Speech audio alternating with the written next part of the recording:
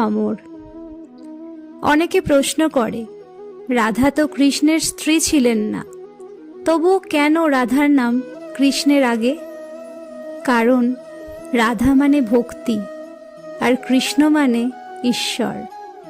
ভক্তি ছাড়া ঈশ্বর অর্থহীন, রাধা ছাড়া কৃষ্ণ অসম্পূর্ণ। এই জন্যেই বলা হয় রাধে রাধে, তারপর শ্যাম।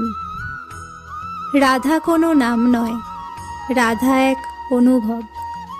যেখানে পাওয়ার আকাঙ্ক্ষা নেই, সেখানে জন্ম নেয় যে প্রেম, সেই প্রেমই রাধা।